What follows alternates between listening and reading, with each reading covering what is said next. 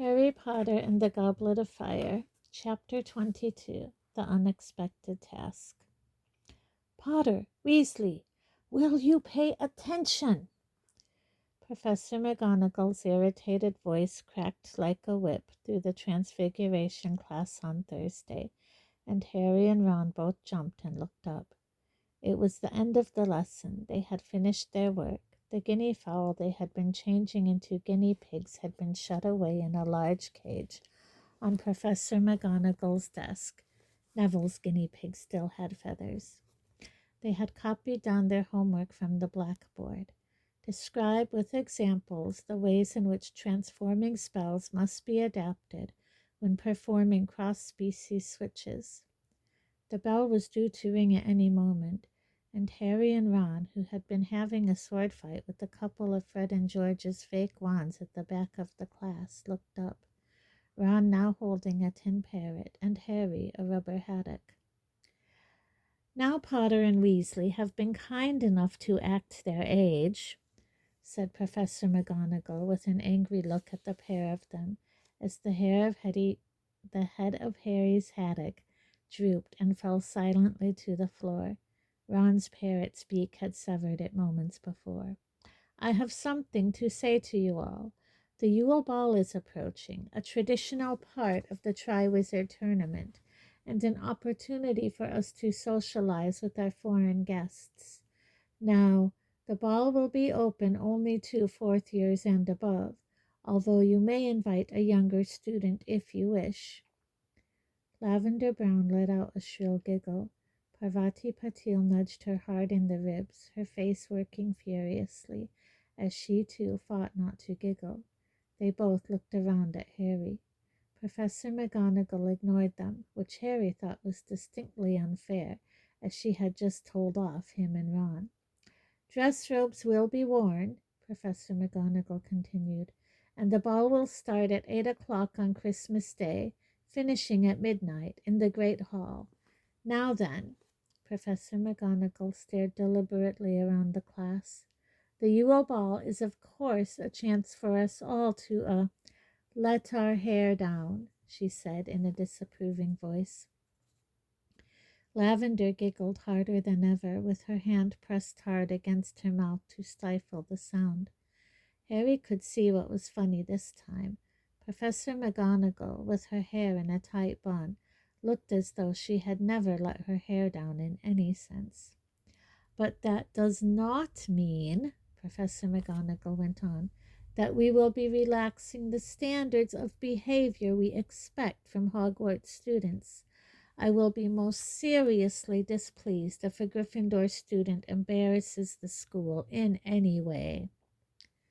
The bell rang, and there was the usual scuffle of activity as everyone packed their bags and swung them onto their shoulders. Professor McGonagall called above the noise, Potter, a word, if you please. Assuming this had something to do with his headless rubber haddock, Harry proceeded gloomily to the teacher's desk. Professor McGonagall waited until the rest of the class had gone and then said, Potter, the champions and their partners. What partners? Said Harry. Professor McGonagall looked suspiciously at him, as though she thought he was trying to be funny. Your partners for the Yule Ball, Potter, she said coldly. Your dance partners. Harry's insides seemed to curl up and shrivel. Dance partners? He felt himself going red. I don't dance, he said quickly. Oh, yes, you do, said Professor McGonagall irritably. That's what I'm telling you. Traditionally, the champions and their partners open the ball. Harry had a sudden mental image of himself in a top hat and tails, accompanied by a girl in the sort of frilly dress Aunt Petunia always wore to Uncle Vernon's work parties. I'm not dancing, he said. It is traditional, said Professor McGonagall firmly.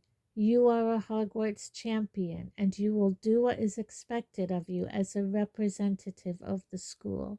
So make sure you get yourself a partner, Potter. But I don't... You heard me, Potter, said Professor McGonagall in a very final sort of way.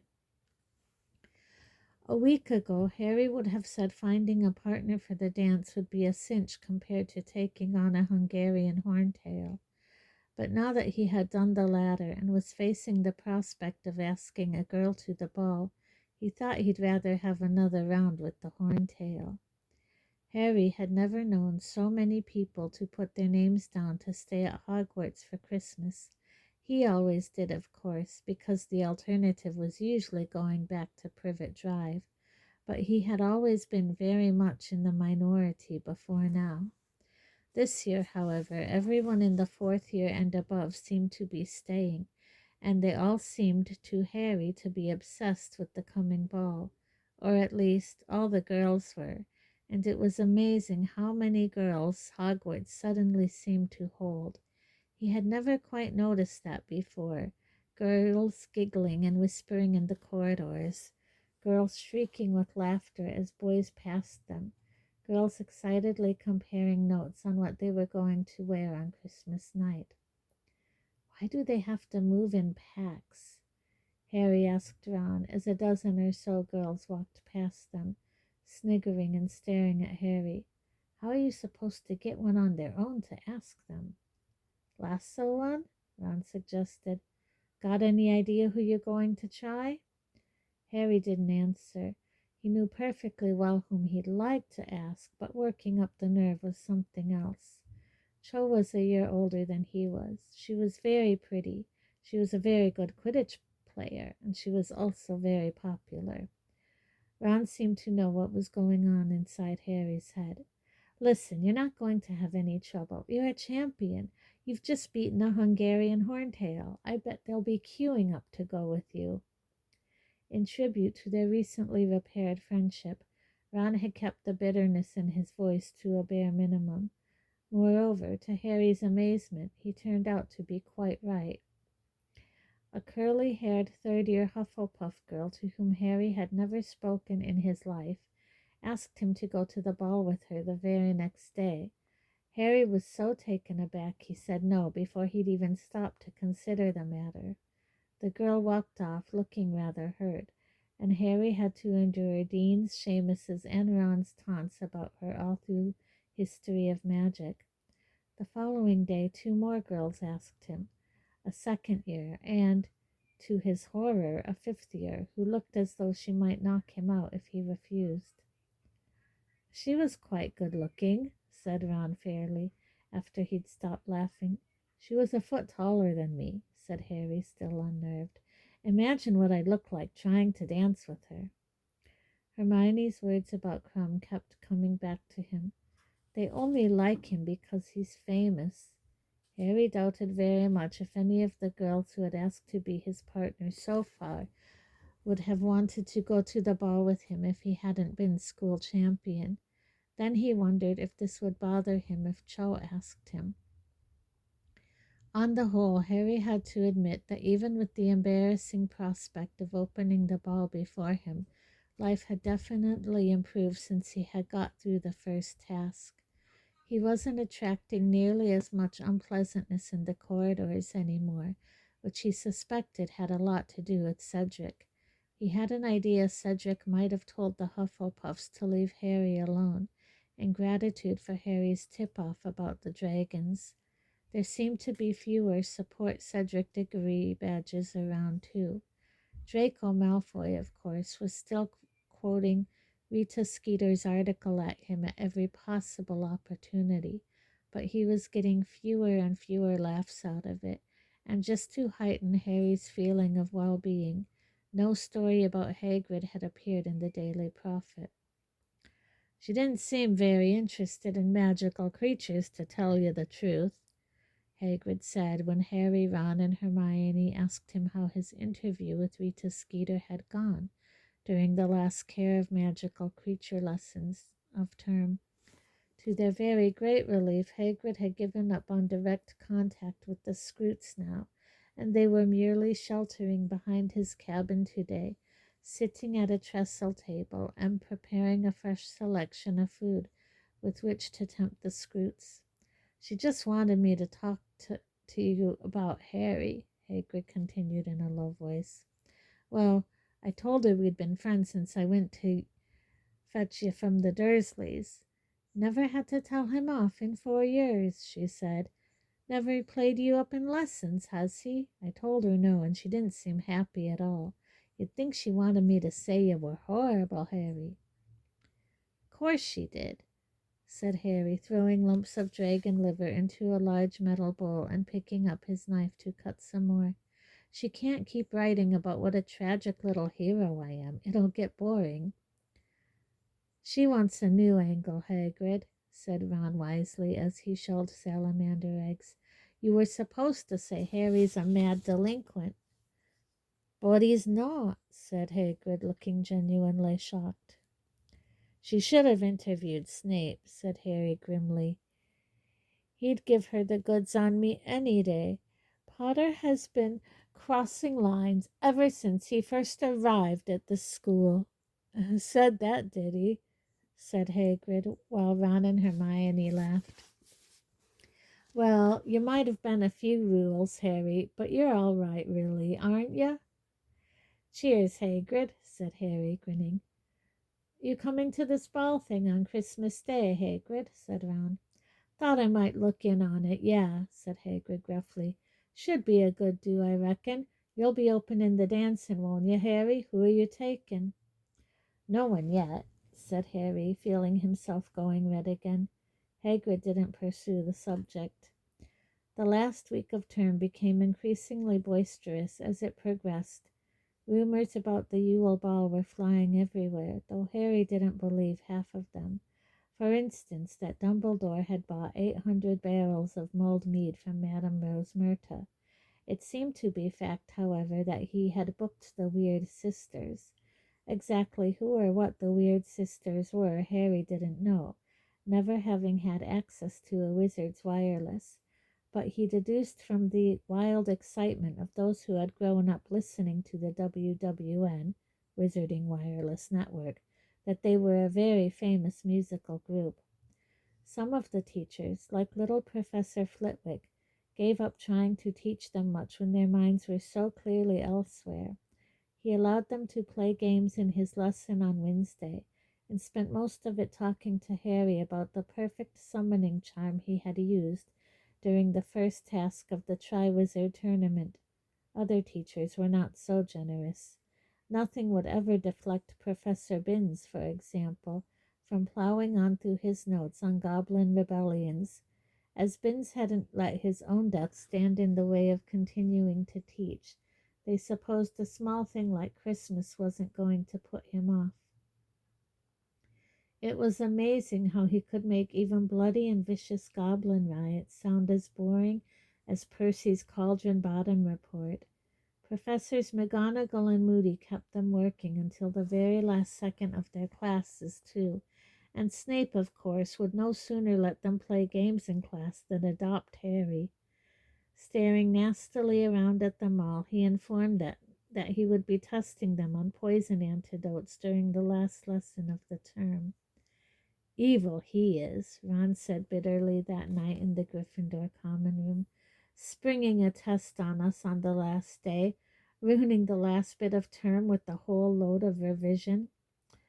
You're not exactly straining yourself, though, are you? Said Hermione, looking at him over the top of her potions notes. Ron was busy building a card castle out of his exploding snap pack, a much more interesting pastime than with Muggle cards, because of the chance that the whole thing would blow up at any second. It's Christmas, Hermione, said Harry lazily. He was rereading Flying with the Cannons for the 10th time in an armchair near the fire. Hermione looked severely over at him, too. I'd have thought you'd be doing something constructive, Harry, even if you don't want to learn your antidotes. Like what? Harry said, as he watched Joey Jenkins of the Cannons belt a bludger towards a Ballycastle bat's chaser. That egg, Hermione hissed. Come on, Hermione, I've got till February the 24th, Harry said. He had put the golden egg upstairs in his trunk and hadn't opened it since the celebration party after the first task. There were still 2.5 months to go until he needed to know what all the screechy wailing meant after all. But it might take weeks to work it out, said Hermione. You're going to look a real idiot if everyone else knows what the next task is and you don't. Leave him alone, Hermione. He's earned a bit of a break, said Ron, and he placed the last 2 cards on top of the castle, and the whole lot blew up, singeing his eyebrows. Nice look, Ron. Go well with your dress robes, that will. It was Fred and George. They sat down at the table with Harry, Ron, and Hermione, as Ron felt how much damage had been done. Ron, can we borrow Pigwidgeon? George asked. No, he's off delivering a letter, said Ron. Why? Because George wants to invite him to the ball, said Fred sarcastically. Because we want to send a letter, you stupid great prat, said George. Who do you two keep writing to, eh? Said Ron. Nose out, Ron, or I'll burn that for you, too, said Fred, waving his wand threateningly. So, you lot got dates for the ball yet? Nope, said Ron. Well, you'd better hurry up, mate, or all the good ones will be gone, said Fred. Who are you going with, then? Said Ron. Angelina, said Fred promptly, without a trace of embarrassment. What? Said Ron, taken aback. You've already asked her? Good point, said Fred. He turned his head and called across the common room. Oi, Angelina!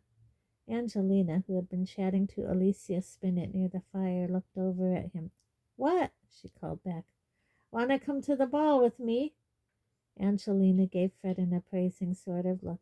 All right, then, she said, and she turned back to Alicia and carried on chatting with a bit of a grin on her face.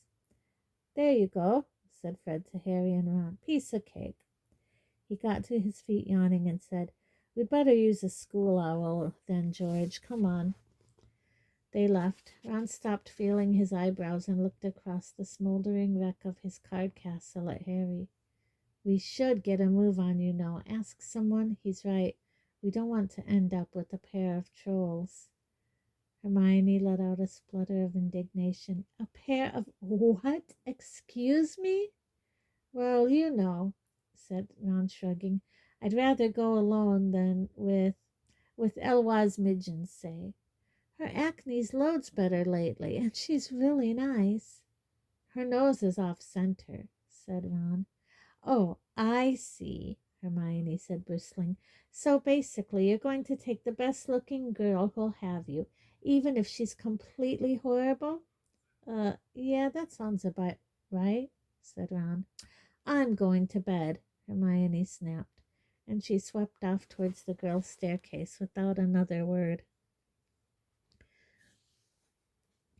The Hogwarts staff, demonstrating a continued desire to impress the visitors from Beauxbaton and Durmstrang, seemed determined to show the castle at its best this Christmas.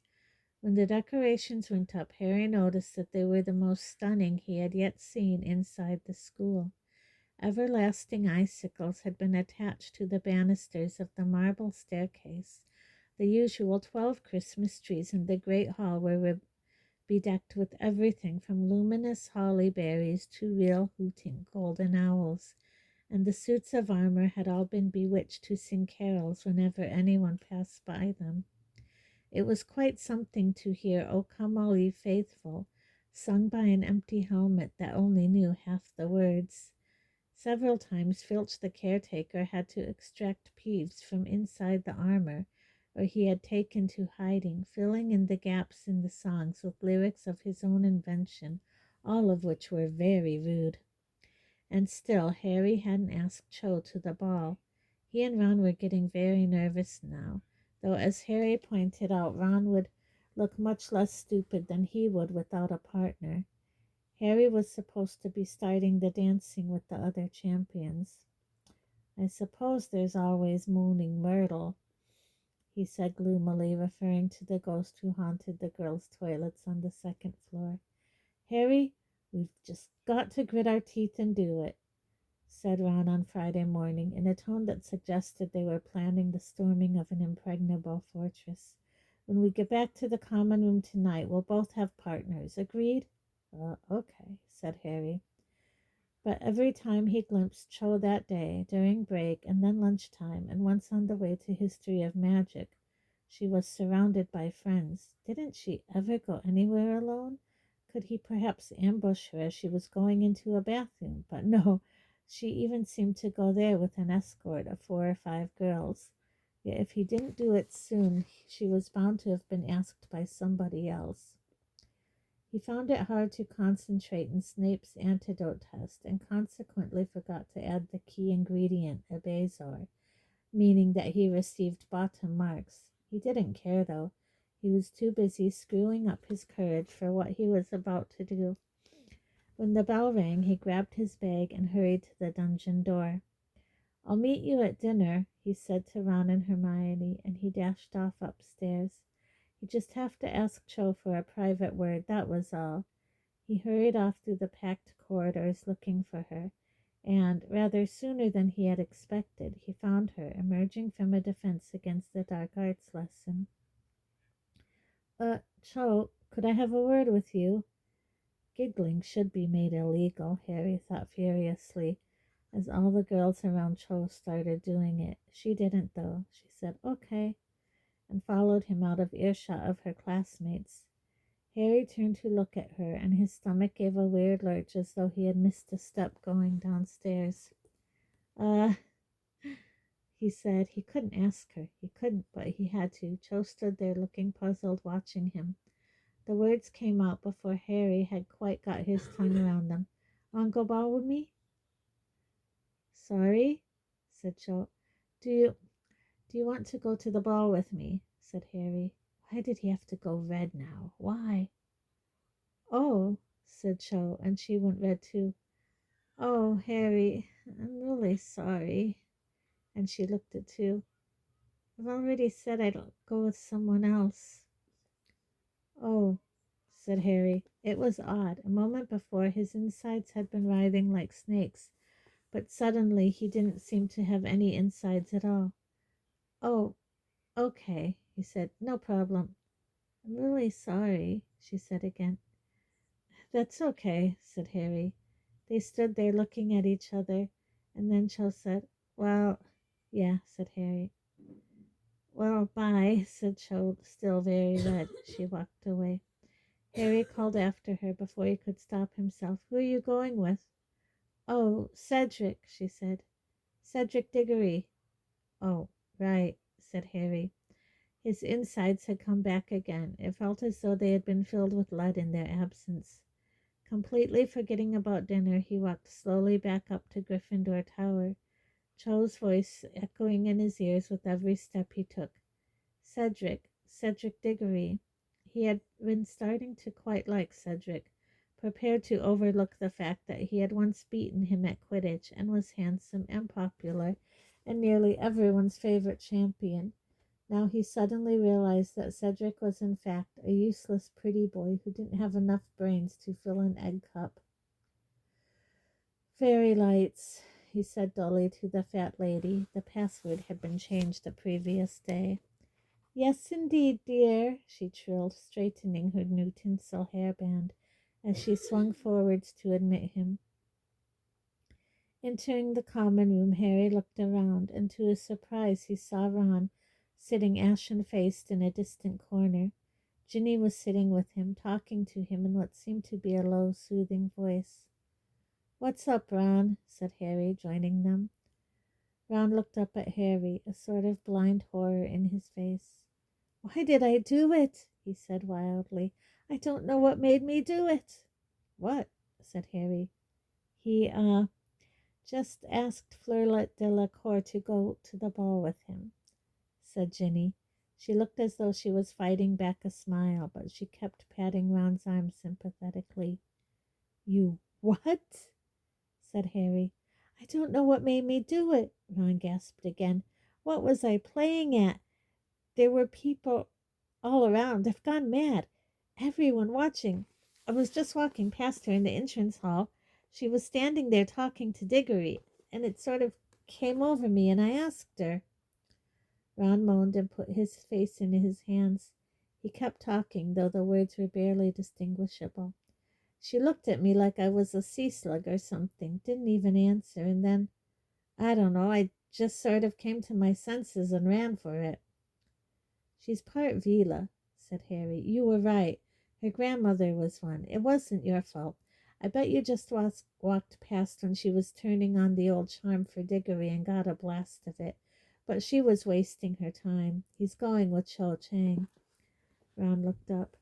I asked her to go with me just now, Harry said dully, and she told me. Ginny had suddenly stopped smiling.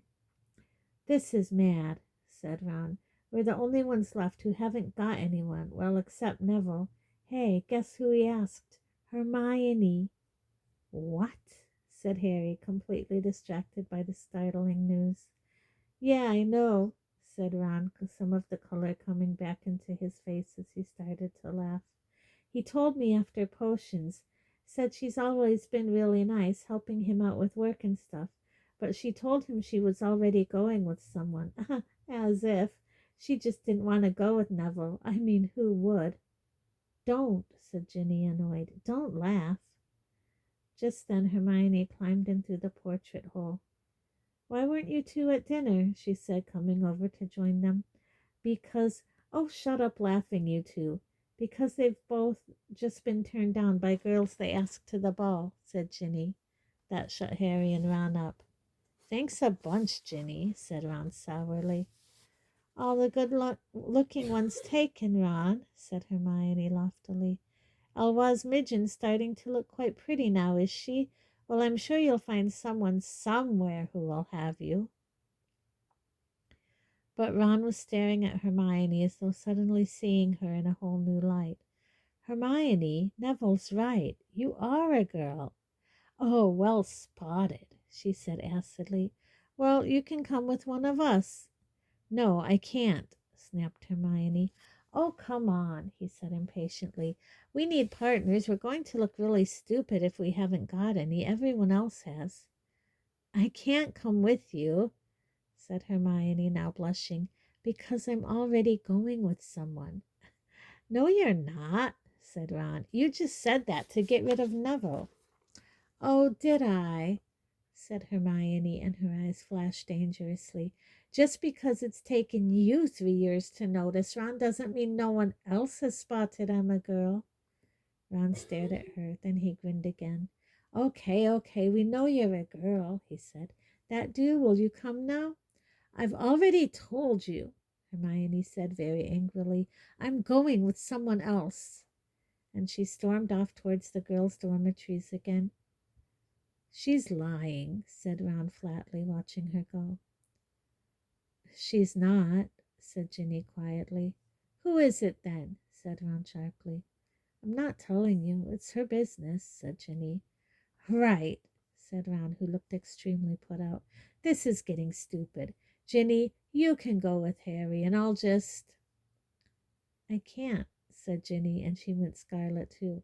I'm going with Neville. He asked me when Hermione said no, and I thought, well, I'm not going to be able to go otherwise. I'm not in 4th year. She looked extremely miserable. I think I'll go and have dinner, she said, and she got up and walked off to the portrait hole, her head bowed. Ron goggled at Harry. What's got into them? He demanded. But Harry had just seen Parvati and Lavender come in through the portrait hole. The time had come for drastic action. Wait here, he said to Ron, and he stood up, walked straight up to Parvati and said, Parvati, will you go to the ball with me? Parvati went into a fit of giggles. Harry waited for them to subside, his fingers crossed in the pockets of his robes. Yes, all right then, she said finally, blushing furiously. Thanks, said Harry in relief. Lavender, will you go with Ron? She's going with Seamus, said Parvati, and the pair of them giggled harder than ever. Harry sighed. Can't you think of anyone who'd go with Ron? He said, lowering his voice so that Ron wouldn't hear. What about Hermione Granger? Said Parvati. She's going with someone else. Parvati looked astonished. Ooh, who? She said keenly. Harry shrugged. No idea, he said. So what about Ron? Well, Parvati said slowly, I suppose my sister might. Padma, you know, in Ravenclaw. I'll ask her if you like. Yeah, that would be great, said Harry. Let me know, will you? And he went back to Ron, feeling that this ball was a lot more trouble than it was worth, and hoping very much that Padma Patil's nose was dead center.